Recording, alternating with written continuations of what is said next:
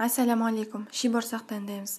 Құрғақ ыдысқа жұмыртқа, қант, тұз, ас содасын, сары майды ерітіп, су құйып, араластырып аламыз. Електен ұнды өткізіп аламыз да қамыр елейміз. Кішкене қаттылау етіп елейміз. Бетін жауып демалуға 15-20 минутқа қоямыз.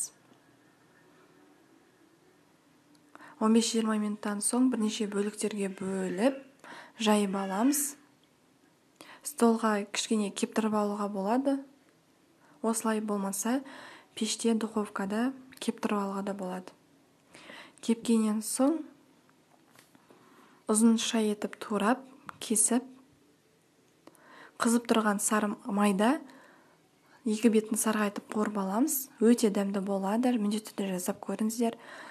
Сонымен дайын ас болсын.